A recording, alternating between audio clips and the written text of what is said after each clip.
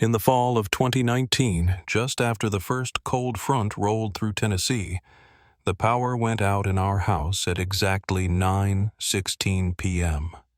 There was no warning. 1 second the TV was humming through a cartoon, the next nothing but black. The kind of quiet that doesn't settle. It drops. That was the moment I knew something was wrong, because when I walked into my daughter's room, the window was closed, the door hadn't been touched, and the bed was empty. Before we begin, tap subscribe to help bring these stories to light, and to make sure no child ever disappears without a trace. My name is Rachel Holloway. I was 37 when we bought that house, just outside of Milford, Tennessee, small town, quiet stretch of pine trees and 2-lane roads. We weren't planning anything dramatic, just a new start someplace steady. My husband Thomas found the listing 3 bedrooms, wraparound porch, the kind of yard a kid could run wild in. We had 1 child then, Clara, 6 years old. Smart, cautious, always a little too serious for her age. I worked part-time at a dental office. Thomas handled HVAC installs. Nothing glamorous, but honest. We didn't need much, just space, a future, somewhere Clara could grow up with room to breathe. The house was old 1910 construction, a little sag in the floorboards, some paint that never quite stuck. But it had history, and we told ourselves that meant charm. It wasn't until after we moved in that I noticed the quiet. Not peaceful quiet. Something else. The kind that followed you. We chalked up the bumps and creaks to age. The vent near Clara's room made a knocking sound every few nights. Thomas said it was nothing, probably a bird got in or something loose in the duct. He promised to crawl in and check when he had time. There were other little things. Her stuffed animals wouldn't be where she left them. She said her nightlight flickered, but I'd check it and it was fine. Then there were her drawings. Clara was always drawing houses, not just little kid doodles, but floor plans. Rooms within rooms. Hallways where no hallway existed. We'd find scraps of paper folded into her socks, shoved between couch cushions. She said they were just pretend. I didn't press. And then the storms came. It had been raining on and off for days, but that night it came in hard. Thunder close enough to shake the siding. Around 9, I was folding laundry in the hallway when the transformer blew down the block. Power cut. Just like that. I called out to Thomas, nothing. He'd stepped out to grab something from the truck. The silence filled the house like it had weight. No fridge hum. No heater kick. No Clara's cartoons upstairs. I lit a candle. Started toward her room. Called her name. The hallway creaked under my feet. The swing out back banged against the post in the wind. I turned the knob. Her door was open. The window was locked. And her bed. Her bed was empty. That's how it started. Not with a scream. Not with a break-in. Just a single moment of stillness, and a missing child's blanket curled on the floor. I didn't scream. I didn't panic. Not at first. I just stood there in the doorway of Clara's room trying to make sense of what I was seeing. The window was shut. Her slippers were lined up neatly beside the bed. Her stuffed rabbit, Miss April, was lying sideways on the pillow. But Clara wasn't there. I said her name again, louder this time. Nothing. I crossed the room and opened the closet. Empty. Then I checked under the bed, even though I knew better. I ran down the hall, checked the guest room, the bathroom, my own bedroom. When I didn't find her, something cold settled in my chest. I didn't even realize I was calling for Thomas until he appeared at the back door, soaked from head to toe, holding a flashlight in one hand and spare batteries in the other. He saw my face before I could speak. I told him Clara wasn't in her room, that I'd looked everywhere. I told him again, even though I didn't want to say it out loud. He dropped the flashlight onto the kitchen counter and went straight for the basement. Said maybe she'd gone down there to play. We both knew she never went down there alone. But still, he checked. I ran through the living room, opened the coat closet, yelled her name again. Nothing. No movement. No sound. Just rain pounding against the windows and the ticking of the old wall clock in the hallway like time had decided to keep going, even though nothing else had. I remember saying she'd just been watching cartoons, that she said she was tired and I told her to go lie down. I remember handing her Miss April. I remember the way she climbed the stairs. She was barefoot, her hair still damp from her bath. That's the last time I saw her. We searched the house again harder this time, pulled open every cabinet, lifted every lid. I don't know what we were hoping to find. Some sign she'd hidden herself, that this was a misunderstanding. Thunder rattled the windows. When Thomas came back in from checking the yard, I saw the shift in his face, like the hope had drained out of him. I was already on the phone with 911. The dispatcher asked for the usual time, last seen, any medical issues, identifying features. I told her Clara had a small birthmark just below her left shoulder blade. I told her she was afraid of storms and would never go outside on her own. Officers arrived in less than 20 minutes. They asked the same questions again. They checked all the windows. No signs of forced entry. Doors locked. No broken glass. No furniture disturbed. A K-9 unit arrived just after dark. The dog followed Clara's scent to the vent beneath her bedroom window and stopped. The duct cover hadn't been disturbed, but the dog kept circling. Wouldn't move on. One of the officers asked gently if she could have wandered off. I said no. Not in a storm like this. Not Clara. She hated thunder.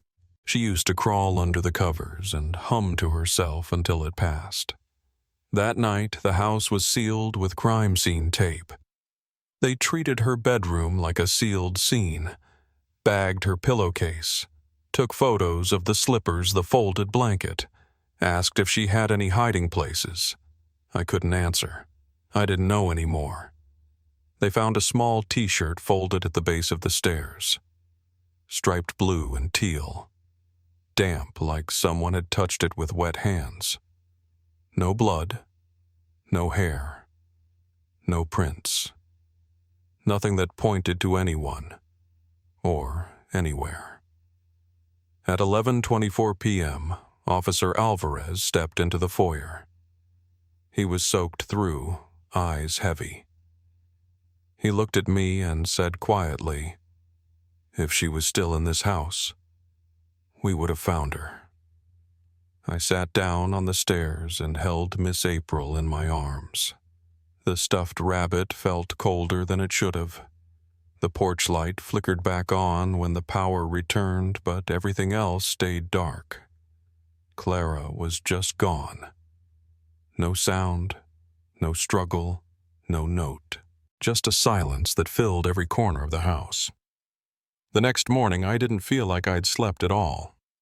I sat in the kitchen, staring into a mug of cold coffee. Thomas didn't speak. He just sat across from me with his jaw clenched, not looking up. Every corner of that house still felt like her. Her boots were by the back door. Her shampoo still lingered in the air upstairs. I could almost hear her asking for more syrup on her pancakes. Around 9 more officers arrived. A mobile command unit parked outside. A woman in a gray suit and a dark coat came up the walkway. She introduced herself as Detective Lena Briggs. Firm handshake, eyes that didn't miss anything. She said she'd need to ask me everything again. Even the things I'd already said a dozen times. She told me that small details can matter. The kind of thing that didn't seem strange yesterday might be important today.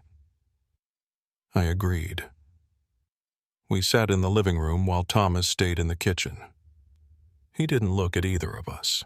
Officer Alvarez stood nearby taking notes. Briggs' voice was steady. She asked what Clara said the last time I saw her.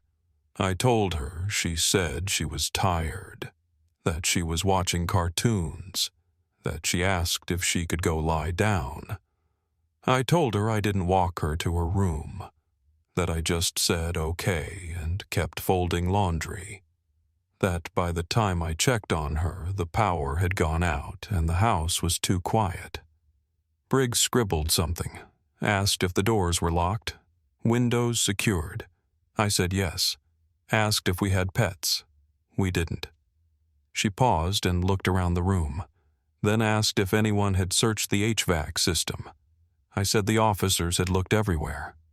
She nodded, but said that in houses like this, older, renovated over decades, there were often passageways that didn't show up on modern plans. Crawl spaces, disused ducts, voids behind walls. That's when Thomas spoke. First time in hours. He said there was an access panel behind the laundry machines, one he'd noticed when we moved in. Briggs asked him to show her. We followed her down to the laundry room. Cold down there. One dim bulb overhead. Behind the washer and dryer, just above the baseboard, was a square metal panel, screwed into the wall. I'd never noticed it. Briggs put on gloves and unscrewed the panel. It came loose in less than 2 minutes. Behind it was a duct, wide enough for someone to crawl through. Dusty. Sheet metal walls. Briggs aimed her flashlight in and murmured something. I leaned closer. Inside, barely visible in the dark, was a stuffed animal. Miss April. But not the one I'd held all night. This one was clean, untouched, like it had never been used. No crayon marks, no worn fur, just like it looked the day Clara picked it out at the store. I whispered that it wasn't possible, that the original was upstairs. Briggs reached inside and lifted it out. Something dropped from the collar, a pink thread. Briggs called for Alvarez and told him to bag it. Then she asked for thermal readers, duct scopes, anything we had. The next 3 hours were a blur. Cameras snaked through vents. Heat scanners mapped crawl spaces. Every inch of the ductwork was searched. They found nothing.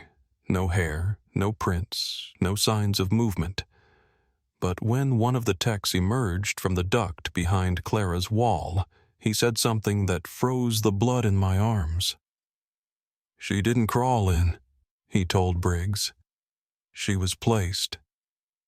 Briggs nodded like she'd already suspected. Then she asked if anything else in the house had changed. Furniture moved. Doors opened. Objects missing. I said no. Everything was where it was, except Clara. Later that day, they asked us to leave the house so they could run a full luminol sweep. Moisture testing, acoustic scans, anything that could show airflow or insulation shifts. Thomas booked us a room at a small inn near the station. He didn't say a word when I climbed into the car. As we pulled away, I turned to him, asked why he never told me about the vent behind the laundry. He didn't answer at first, then finally said I forgot. But he hadn't. I knew he hadn't. He just didn't think it mattered. That night I didn't sleep. The motel was quiet. Too quiet. I kept looking at the corners of the room, checking the vents. I couldn't stop thinking about that clean Miss April. the thread, the duct. Around 2 in the morning, I heard something soft, like something falling. I got out of bed and crossed the room. The dresser drawer was open just a crack. Inside was a doll, handmade, cloth body, plastic face. And on its feet were miniature replicas of Clara's red rain boots, the ones she wore the day she disappeared, the ones with her name written in Sharpie on the inside lining. My hands were shaking when I picked it up. Inside the doll, I felt something hard. A cassette tape, red plastic. No label, no case. Just a tape. We called Detective Briggs. She arrived within the hour. Bagged the doll, the boots, the tape. Didn't say much, just kept looking around the room like she expected something else to be waiting. I remember what she said when I asked her what this meant. She looked at me, calm, steady. "He doesn't think you'll stop looking," she said. "He's telling you where to find her, if you play by his rules." I didn't answer. I just nodded. Because in that moment, I already knew. This wasn't over. It hadn't even started. I started by calling her school again. Told the office I still hadn't heard from Clara, asked if maybe she'd shown up late or gone to the nurse's office or even gotten picked up by mistake. The woman on the other end sounded rushed, distracted. Said no, she was marked absent at morning bell and hadn't been seen since. I asked if they were sure, and she said they were. I hung up and stared at the wall for a few seconds. The clock said 2:17. I could hear the dryer running downstairs. A pair of Clara's socks was still lying on the kitchen table, folded the way she liked them. I took them with me when I drove to the police station. At the front desk, I asked for Officer Briggs. She wasn't in. They sent me to a younger guy, tall, polite, probably mid-20s, who led me to a small office with an old wooden desk and an artificial plant by the window. He asked me to sit. I did. Told him everything I could think of Clara's schedule, her route to school, the walk she took on the days she stayed after. I said she always came straight home. I told him about the bird drawings, the dollhouse, the door I found locked that morning. He nodded a lot, took notes, asked if Clara had any history of running away. I said no. He asked if there were custody issues. No. Medical history. Behavioral changes. I told him she was quiet but bright, that she was the kind of kid who set 2 alarms just so she wouldn't be late, that she never once left her dishes in the sink. He asked if I was sure she hadn't been chatting with anyone online, gaming sites maybe, or social media. I told him she didn't have a phone. Not yet. That I'd set up child restrictions on every screen in the house.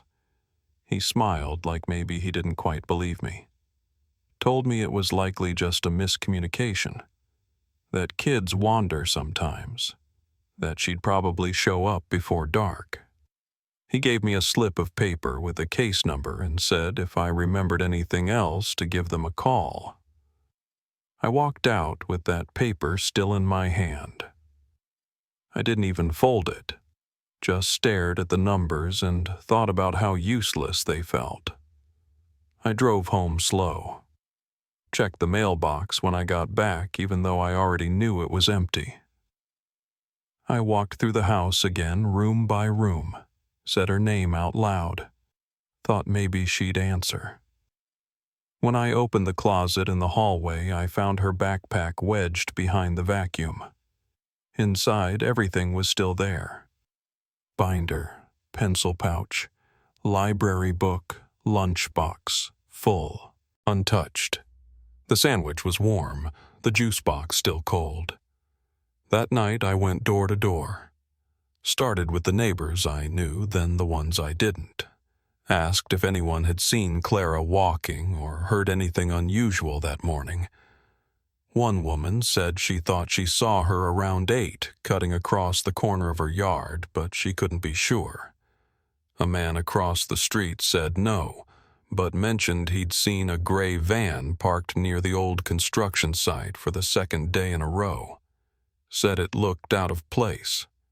I asked if he got a plate number. He hadn't. I wrote it down anyway. The police didn't call back. So I went back the next morning, stood at that same front desk, and told them I needed to speak with someone now. I told them this wasn't just a misunderstanding, that she was really missing, that something was wrong. This time they gave me Briggs. She didn't smile, didn't ask me to sit, just took me straight to a back room where the walls were bare and the lights felt too bright. She asked for Clara's most recent photo. I had one in my phone, a snapshot from a few weeks earlier. Her hair pulled into a loose braid, eyes wide mouth caught halfway between a laugh and a smirk. I emailed it to her. She asked about family members, past addresses, people who might have had access to the house. I told her no one lived with us, that Clara's mom, my sister, had passed 3 years ago, that it had just been the two of us since then. She asked about Clara's father. I told her we didn't know who he was. She nodded slowly, didn't write that part down. Later that day, Briggs walked through the house with me. She asked about the locks, the windows, the basement door. I showed her the dollhouse still sitting in the center of Clara's room.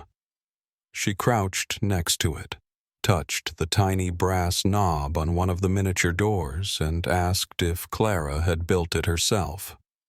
I told her no, that it came in the mail a month ago, no return address, that Clara never said who sent it. Briggs didn't say much after that. She just took a few photos and asked me to leave the room the way it was. By the third day, the posters were up. The local news station ran her photo. School sent a message home to every parent. People started bringing over food candles cards. They meant well, but most of them didn't stay long. No one wanted to talk about it. Not really. I stopped answering the phone after the 5th reporter called. I turned off notifications on my email. The porch light stayed on all night. I didn't sleep.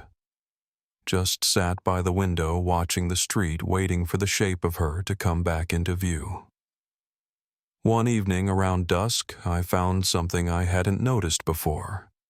On the underside of Clara's mattress, tucked against the wooden slats, was a folded piece of paper. It wasn't new. The edges were soft from being handled. I opened it gently. Inside was a hand-drawn map, lines, corners, doorways, some labeled, some not. In the lower right-hand corner, written in tiny block letters, was a name, Room 6. I didn't know what it meant. Not yet. But I could feel it like a string pulling tight. There was something buried in this house, something no one else seemed willing to see. I pressed the paper flat and stared at it until the sun disappeared behind the trees. Then I turned the hallway light back on, locked the front door, and went downstairs. Briggs ordered a new scan of the foundation by early afternoon. This time they brought in ground-penetrating radar and a structural consultant from the city. His name was Lionel Spears, mid-60s, gray corduroy jacket, soft-spoken. He laid out an old blueprint on the dining table dated 1935 and pointed to a section beneath the kitchen. This used to be a root cellar, he said, connected to a narrow service corridor. Common in homes from that era, especially ones with house staff. But it had been sealed off in the 50s during a remodel, or so the records claimed. The hallway had been rerouted, the stairs removed. On the current plans, it didn't exist. Briggs asked if it could have been reopened. He nodded. If someone unsealed it from below and reinforced the structure, yes. You'd never know from the surface. My mind kept circling back to Clara's drawings. She'd marked that space with a spiral. One of the pictures showed a staircase that didn't belong to this house anymore, leading down into something pink and windowless. That same afternoon, I went back to the motel and pulled out the pink folder again. I spread the drawings across the bed. 5 in total, all on construction paper worn soft at the corners. The 5th one was the most detailed. The dollhouse, every room lined up with ours. Even the crack in the kitchen tile was drawn in. But there was one new room bottom corner. Red walls, a wooden chair, something that looked like a vent. Above it, she'd written in thick crayon, "The watching room." And in the tiny square of the room was a figure. A doll with a blank face slumped forward. That night I stayed up past 2. I don't know what I was waiting for, some kind of sign maybe. Some movement. Thomas was asleep beside me. He hadn't said much since the tape. Every now and then he'd reach for my hand, but he wouldn't speak. Around 2:07 a.m., I heard a sound from across the room. A clatter light wooden. I got up slowly and turned toward the dresser. One of the drawers had slid open. I walked over and pulled it the rest of the way. Inside was another doll. Cloth body, plastic face. But the clothes stopped me. The dress was hand-stitched pink with a frayed hem, and on its feet were red rain boots. Clara's. I checked. They had her name written on the inner lining in Sharpie, same as the real ones. But these were too small for a child, doll-sized. I lifted it gently, and I felt something shift inside. The stitching along the back had been redone poorly, a wide seam sewn shut with black thread. Thomas stirred behind me and asked what was wrong, but I didn't answer. I grabbed a nail file from my purse and slid it beneath the seam, pulling the stitches loose one by one. Inside was another cassette, red plastic. No label, just like before. I called Briggs. She arrived in under an hour and examined the doll with her gloves on her flashlight low. She didn't ask many questions, just placed the cassette in an evidence bag and turned to me. "We'll get it transferred right away," she said. But I could see it in her face. This wasn't just evidence anymore. This was communication. The next morning, she played the new tape for us in the small conference room at the station. Clara's voice again, this time softer. "He says we're family now," she whispered. "He says the dollhouse is better than outside." Her voice was slower, like she was trying to remember. I tried to think about what outside looked like, but it gets fuzzy. There was static, then a pause. "I think Mommy's looking for me. I feel it. I drew maps. I left notes in the pipes." Another crackle. Then, "Please find me before I'm not." The tape ended. I stayed seated for a long time. Thomas stood by the wall, his arms crossed over his chest, eyes closed. He hadn't said a word. Later, back at the motel, I watched him from across the room. We sat on opposite beds. I asked if anything had felt off in the house before Clara went missing. If anything strange had happened that he hadn't told me. At first, he didn't speak. Then, finally, he said, "2 weeks ago, I heard footsteps. In the attic." I turned toward him. He said he thought it was wind at first, or maybe squirrels. But it didn't sound like that. It was slow, deliberate. Just above Clara's room, pacing. I asked him why he never said anything. He looked down at the floor. "I didn't want to scare you," he said. That morning I went back to the house alone. The front was still taped off. A cruiser sat in the driveway, officer half asleep inside. He didn't stop me. I didn't go in right away. Instead, I circled the exterior, slow, methodical. When I reached the east side of the house, just below Clara's bedroom, I saw something I hadn't noticed before. An exterior vent, low to the ground, mostly covered in ivy. I crouched and pulled the vines back. The vent had been altered, reinforced with wire mesh, and just above the frame I saw a smear of something dark. I touched it. Still tacky. Dried blood. I called Briggs. She met me at the scene within the hour and ordered another scan, this time thermal. A drone unit flew over the house measuring heat signatures. Most of the readings made sense, appliances, hot water lines, attic heat. But one stood out. Behind Clara's bedroom wall, about 6 feet up, was a heat bloom. Faint but distinct, about the size of a person. Not moving. Not fading. Briggs stood next to me in the command van watching the screen. "That's her," I whispered. But Briggs didn't say anything. Her jaw tightened. Or someone else. Within the hour, they were inside Clara's room peeling back drywall. First insulation, then slats of wood. Then beneath it all a false wall, painted over, seamless to the eye. Behind it, a narrow crawl space. The air inside was warm, stale. And just beyond the curve of the wall sat another dollhouse, larger than the last. 4 feet tall, more detailed. Every room from our home was recreated again. Even the scorch mark on the kitchen tile from the toaster fire 6 months earlier. In the master bedroom, I saw something new. A doll that looked like me. Same pajama pattern, ink stains on the sleeves. Her eyes were painted open. Beneath her pillow was a folded slip of paper. I opened it carefully. It read, "She watches you like I do." I didn't speak. I just stared at the doll. Back at the motel, I studied it for hours.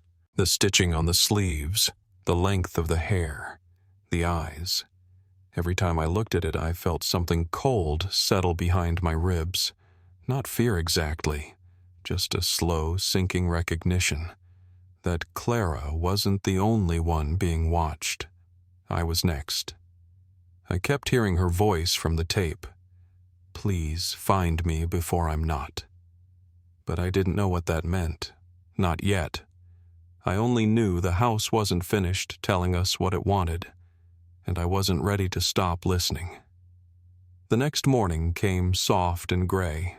A mist hung low over the neighborhood like the sky couldn't quite let go of the rain. Briggs met me at the house just after sunrise. She'd brought new specialists, architects, thermal inspectors, even someone from the city archives. There were copies of the 1930s blueprints laid out on folding tables, but none of them matched what we'd seen behind Clara's wall. Too many renovations. Too many sealed-off spaces. At this point, we didn't know what had been built and what had been hidden. While the team worked in the basement, I walked back upstairs. Alone. I wanted to see it again. Clara's room. The sheets were still rumpled from the day she disappeared. Her bunny doll sat in the corner, ears bent. The bookshelf hadn't moved. The vent beneath her window was closed now, same aged brass cover. But when I crouched beside it, I noticed something. The metal was cold. Too cold for a vent not in use. I placed my hand near the screws. There was a faint hum like the static you hear when a television's been left on in another room. Then 3 slow taps from inside the duct, deliberate, evenly spaced, and nothing after that. I stayed there a while. 15 minutes, maybe longer. Waiting. Listening. But it didn't repeat. And I didn't tell anyone, not yet. Downstairs, I heard the voices of the team. A city inspector had located something under the southern edge of the foundation, a void 3 feet below the concrete, possibly sealed off in the original build. Briggs ordered excavation. They worked carefully, drilling through the basement slab, peeling away layers of concrete, then dirt. And then the smell hit. Damp, rotted wood, rust. A sour sweetness like old candy left in a warm glove compartment. One of the techs reached into the cavity and pulled out a doll. It was small, hand-stitched, dressed in tiny flannel pajamas, the exact outfit Clara had been wearing the night she vanished. I felt the air leave my chest. Briggs said nothing. She bagged the doll and moved back to the table where the monitors were set up. They lowered a scope camera into the space. On the screen, a narrow corridor appeared 3 feet tall, 10 feet long. At the far end, a sealed chamber. Inside, a miniature desk, piles of toys, a camera rig bolted to a tripod, and another doll slumped in the corner, wearing a red shirt I recognized immediately. Thomas's. I whispered that it had been Clara's favorite. He'd given it to her last winter. The camera feed swept slowly across the room. No sign of Clara. But then the tech paused. "Look at the wall," he said. There were tallies scratched in crayon. Dozens of them. I counted as they moved the lens across 322. 1 for each day. Briggs kept her voice low. She was keeping track. Behind the mattress, they found another cassette. This one labeled in child's handwriting, "Don't listen if you're scared." They rushed it to the station. I sat in the same conference room I'd been in the day before. The lights dimmed, headphones on. Clara's voice filled my ears again. "He says we're family now. Says the dollhouse is better than outside." I try to remember what outside looked like, but sometimes I forget. There was a long stretch of static.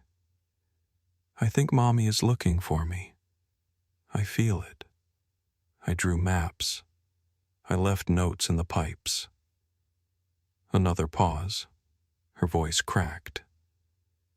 "I don't know what day it is, but I'm still here. I'm still me. Please find me before I'm not." When the audio ended, I couldn't speak. I just sat there, fingers pressed to my lips, trying to hold everything still. Later that night, back at the motel, I couldn't sleep.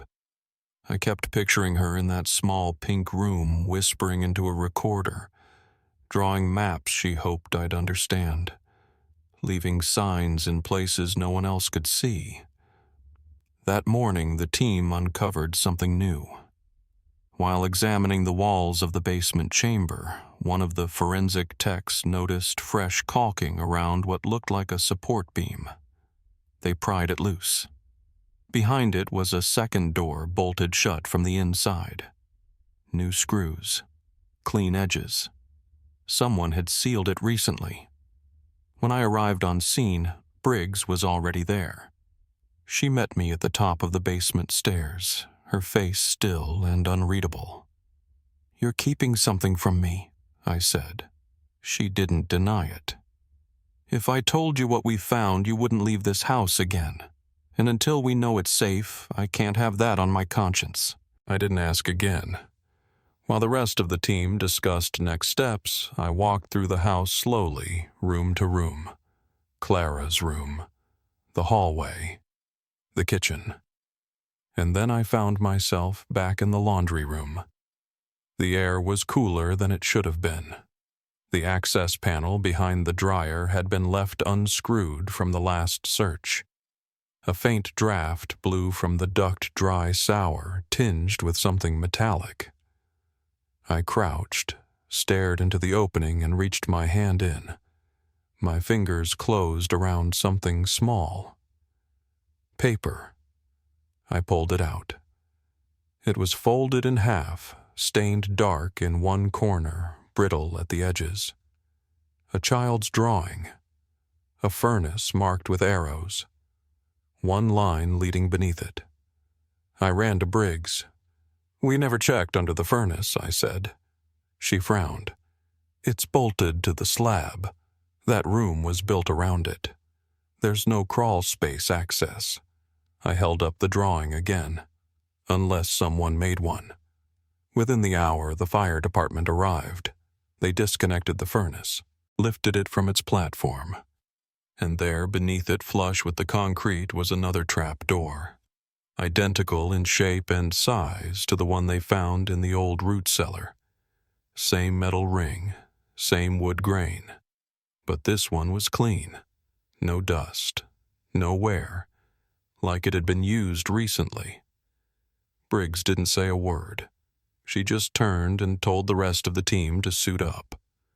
Whatever was down there, we weren't going to find it by accident. We had to go in, deliberately, prepared, because for the first time we weren't just uncovering what had been done to Clara. We were beginning to understand who had done it, and how long he'd been waiting. They unbolted the trap door just after 7. I stood back as Briggs and Alvarez suited up flashlights, radios, respirators. The opening was narrow and dropped about 8 feet straight down. No ladder, no handholds, just a rope tied off at the furnace pipe. It wasn't on any blueprint, wasn't part of any root cellar or sub-basement.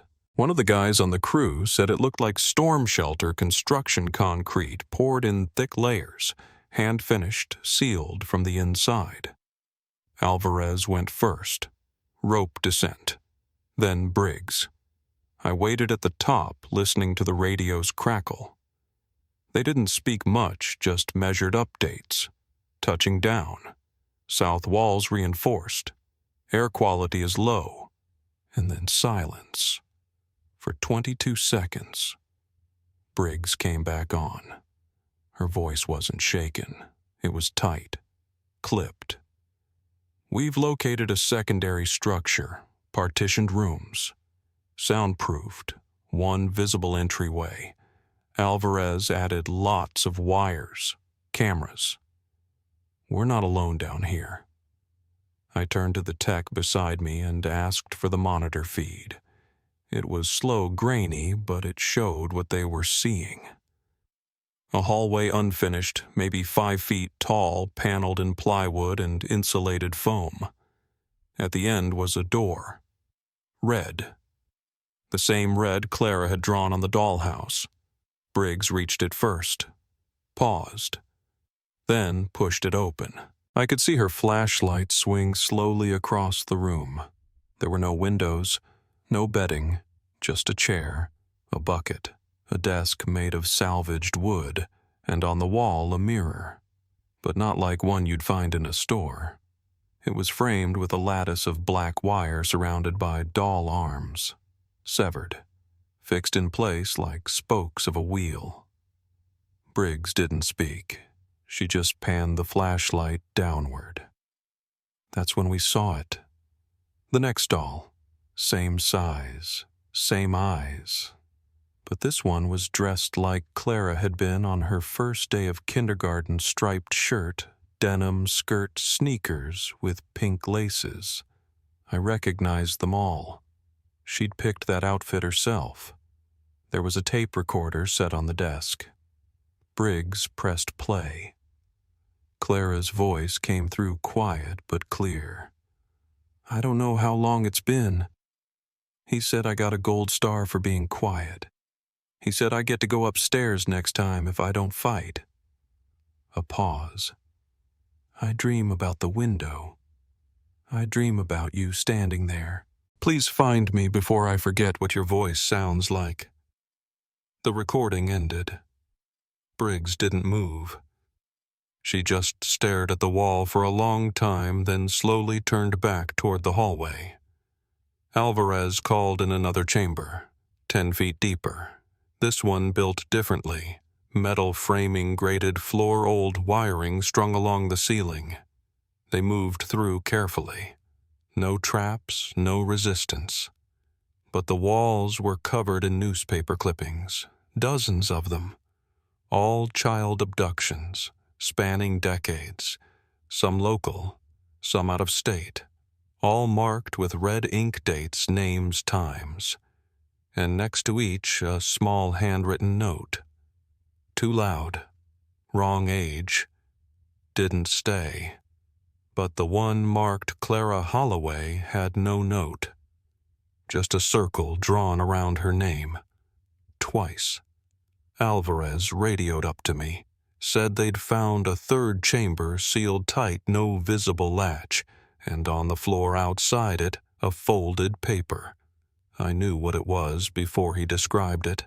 Another one of her maps. Clara had drawn a staircase, a spiral again, one that led up, not down. The line curved into a small triangle labeled air, no other markings. Briggs told me they were cutting through the chamber door, that it could take time. I asked if they heard anything inside. She paused before answering. No, not yet. But there's warmth coming through the steel. It was almost midnight when they breached the chamber. I stayed by the monitor the entire time, watching, waiting, hoping for something, even a sound, a shadow. But all they found was another room, more polished, shelves lined with dolls, all handmade, all wearing real clothes. Some were burned at the edges, others still wet from something I didn't want to guess at. In the center of the room was a single mattress, empty but freshly made, and beside it a glass jar. Inside the jar was a baby tooth and a note. "She's getting too clever. Might be time to trade." That's when the panic hit. Not the screaming kind, not loud, just the sinking kind. The kind that lands low in your gut and doesn't move. Briggs ordered an immediate sweep of the area. Alvarez called in thermal drones, dogs, backup, everything. But I already knew. Clara wasn't there. Not anymore. We'd been one step behind. Again. I looked down at the dollhouse I'd brought with me, Clara's version, the one she'd built in pencil and glue. I traced the map on the back. There was still one room we hadn't found, one labeled only with a star. She'd drawn a path to it, hidden, disconnected. And she'd written beneath it in tiny, careful handwriting, "Last place." He doesn't know I know. I didn't know where that room was yet, but she did. And if she was still out there, still leaving signs, then I wasn't done. I'd follow every map, every scribble, every shadow if I had to, because Clara was still writing, still trying to be found. They found the room 2 days later, hidden behind the east retaining wall. The crew had cleared out by then, except for Alvarez and Briggs. It wasn't the drones or scanners that led us there. It was Clara's map, the one she'd folded into the lining of the dollhouse. I'd gone over it so many times I could redraw it from memory. But that morning I noticed something I hadn't before. On the back in pencil, so faint it barely registered, she'd drawn a compass rose. Not the kind you'd find in a textbook. Just 4 arrows, north, south, west, and one pointing straight off the paper. No label, no scale. Just a single word. Below. The crawl space hadn't been part of the original build. It was added after. Maybe by the previous owner. Maybe by whoever had built the rest of the rooms. The wall gave way to a narrow channel, not wide enough for an adult to walk through upright. You had to crawl. Alvarez offered to go first, but I said no. I needed to be the one. The light from my headlamp bounced along the plywood as I moved hands pressed to the dirt knees scraping against old screws and brick chips. The air was stale, dry, too quiet. About 30 feet in, I felt it. A shift beneath my palm. Hollow space. I knocked once. Wood. Knocked again. Empty underneath. I ran my fingers along the edge until I found it a seam no wider than a pencil. I pushed. Nothing. Then I pulled. The panel gave way with a soft click. Behind it was a cavity barely 4 feet tall, 6 feet across. Inside, the smell was different. Warmer. Like someone had just left. The light from my headlamp settled on the far corner. That's where I saw her. Clara. Curled up arms around her knees, eyes open. Alive. She didn't scream, didn't cry. She just blinked slowly and whispered, "You came." I didn't move at first. I needed to be sure that it was really her, that she wasn't just part of the drawing anymore. I crawled forward, careful not to startle her. Her face was thinner, paler, but her eyes, those were still Clara's. I reached out and she let me touch her. Let me pull her into my arms.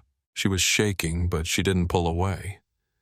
"Is he gone?" she asked. I said yes. I didn't know if it was true, but I said it anyway. It took us 15 minutes to get her out. Briggs met us at the opening with blankets and oxygen. Clara kept her eyes closed the whole time. Wouldn't speak to anyone but me. They checked her vitals, on-site stable, dehydrated, but okay. We didn't ask her questions right away. Not about the dolls or the cameras or what she'd seen. We just held her. Let her sleep. That night she spoke again. Quiet, flat, like she was reciting something. He said he was the house. That he was always listening, that if I moved wrong, the walls would tell him. I asked her who he was. She didn't say a name. She never did. Just pointed to a scar behind her ear. A small circle, raised, faintly red. "He put the microphone here," she whispered. "Said it made me part of the system." Briggs pulled me aside the next morning. Said the dental records confirmed it. Clara had been drugged repeatedly. Small doses. Just enough to keep her calm. Keep her pliable. Her hearing was damaged on one side. Her reflexes delayed. And in her stomach they found pieces of paper. Torn. Partially digested. Clara had been swallowing her own drawings. Trying to keep the maps hidden. Alvarez had a theory that whoever built the Dollhouse chambers had lived among us for years. Maintenance staff, contractor, maybe even one of the original builders. Someone who knew how to retrofit a structure, hide in plain sight wire rooms without detection. They cross-referenced old blueprints, former tenants' background checks. Came up with a name. Lawrence Bell, 61. Former foreman on the 1994 remodel. Never charged with anything. Not on any sex offender lists. But he disappeared in 2002. No forwarding address. No digital trace. Just gone. Until Briggs pulled a DMV record from a neighboring state. There he was under a different last name. Larry Bennett. property owner, surveillance tech, current holder of a Class B contractor's license, and the house he owned, a 2-story colonial with a detached guest unit, about 90 miles from us. We got the warrant within hours. Local PD ran point, but Briggs and Alvarez insisted on being there. They found the second dollhouse in his basement, almost identical to ours. But this one had 12 rooms. 12 dolls, each with a nameplate, each dressed in real children's clothes. One of the plates read Clara H. Another read Next. The cameras were still running, but the feed was blank. The tapes had been wiped, the hard drives erased, the floors had been scrubbed. Lawrence Bell Larry Bennett was gone. Again. But this time we had his face, his prints, his entire build history. And Clara. Clara had lived. She was fragile, faint in the mornings, but she smiled, sometimes. She asked for orange juice, said it tasted like sun. The night before the FBI issued the bulletin, she handed me a piece of paper, folded, small corners worn. I opened it slowly. It was another map, not of the house, not of the tunnels, just a face, long jaw, blue eyes, thin mouth, and next to it the word Watcher, underneath one line. He's not done yet. The first time Clara stepped outside after the rescue, it was early morning. The sun hadn't fully come up yet, but the sky was pale with its thin light, no shadows. She stood barefoot in the grass, holding the cup of orange juice she always asked for, and just stared at the trees. I stood behind her on the porch. She didn't say anything, didn't look back. She just raised her hand, slowly pointed toward the far corner of the yard, and whispered, "He used to stand there. I didn't see anyone. Neither did the marshals stationed at the road, but I walked out anyway just to be sure. Nothing. Just frost and weeds and the rusted swing moving slow in the wind." That same day they issued the national bulletin. Lawrence Bell's face went up on every feed, every station, every post office wall still left standing. The composite was built from DMV records, a security cam from a rest stop, and Clara's drawing. And somehow, Clara's version, the one done in pencil on notebook paper, felt more accurate. As if she'd seen something in him that cameras couldn't catch. The press got hold of it by the weekend. First, it was local channels, then a national anchor ran a spot called him the Watcher Builder. They had a graphic and everything. Said he might be tied to disappearances going back 30 years. Unconfirmed. Speculative. But it gave the story legs. The sheriff's department got overwhelmed with calls, people swearing they'd seen him outside a gas station in Ohio, at a campground in Oregon, even on a ferry in Alaska. Most were nothing. Static. But one came in quiet, from a woman in Kentucky. She didn't want airtime, didn't want credit, just gave a name and an address. Said she recognized the face and that she hadn't seen her nephew since the man left town in '98. Briggs and Alvarez drove out the next day. I wasn't supposed to go, but I went anyway. Clara was with my sister by then, and I couldn't sit still. The address was a backwoods property off a state highway, just gravel trees, a trailer half buried in kudzu. Nobody home. We knocked. Called out. Nothing. The door was locked, but the back window was open. Alvarez went in first. It smelled like sulfur and pine needles. Inside was cramped makeshift shelves, paper taped to every surface. Maps, blueprints, sketches of buildings that didn't exist. Briggs opened a storage bin in the corner and found it full of dolls, all handmade, all marked with initials. She counted 9. One of them wore a striped shirt, same as Clara's kindergarten outfit. The label read, Holloway, A-B test. That's when Briggs called for evidence techs. While they worked, I drifted back toward the trees behind the trailer.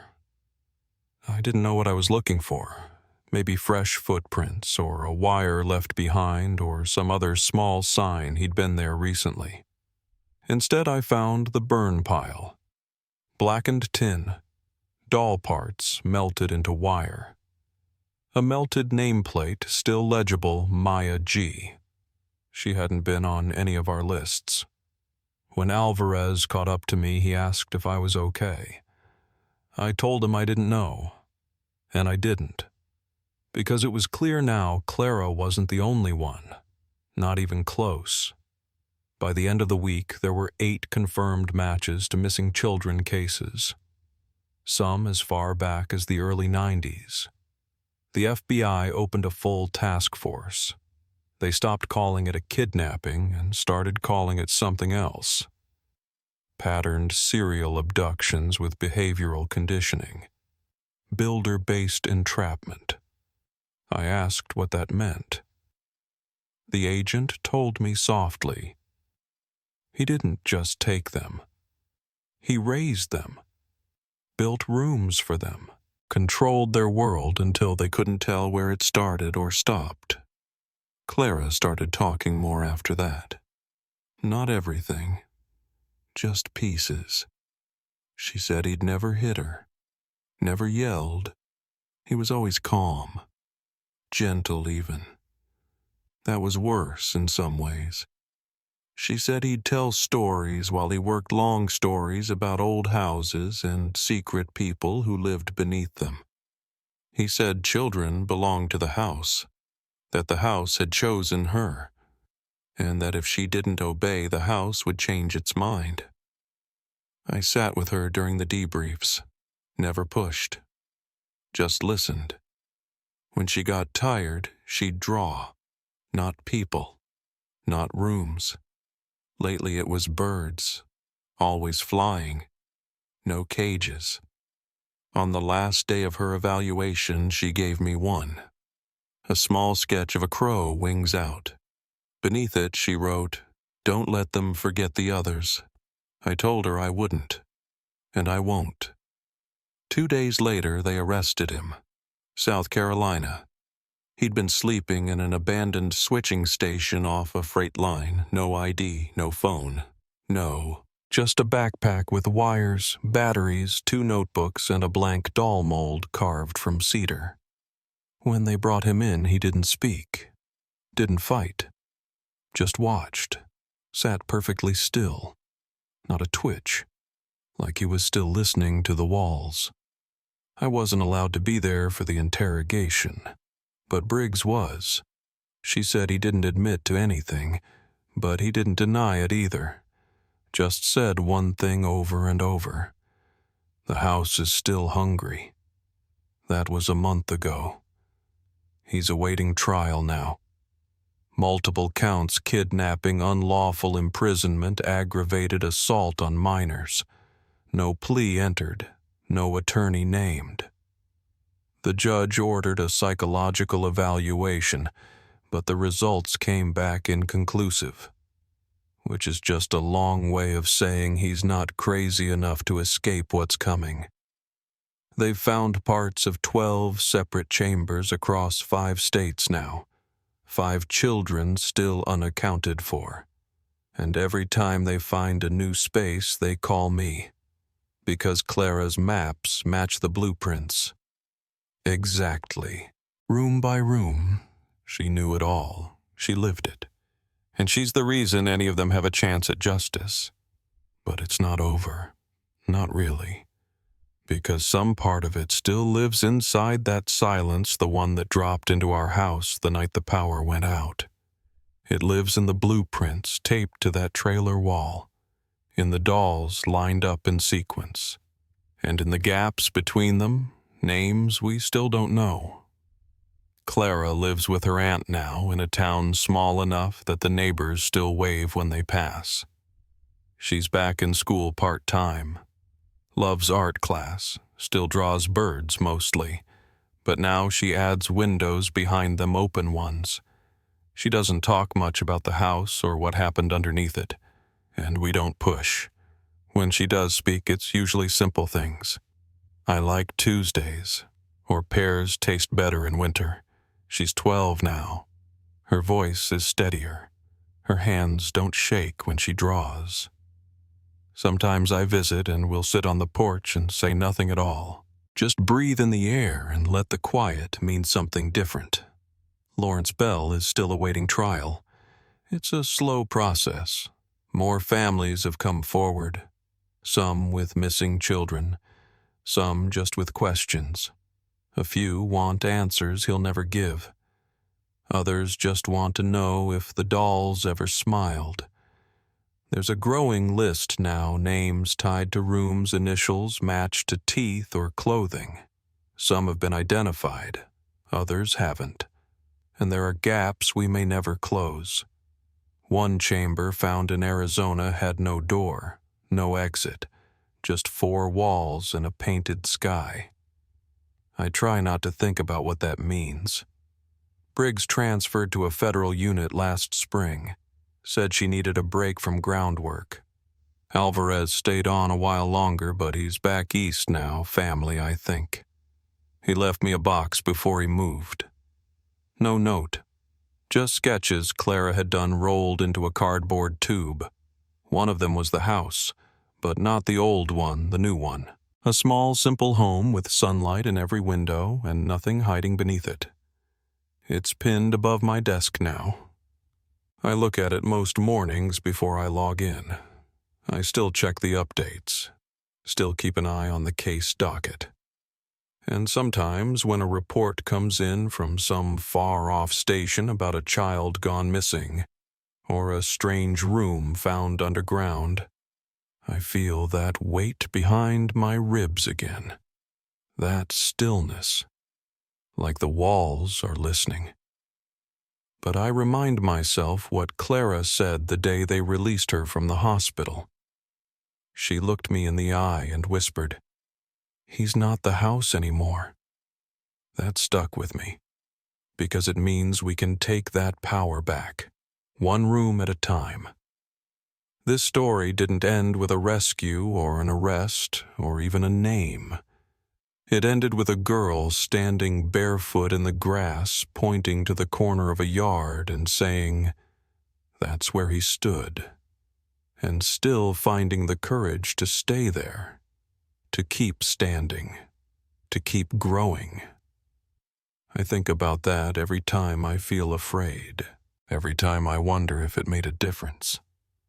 It did. If this story stayed with you, consider sharing it so no child, no name, no piece of the truth ever gets left behind.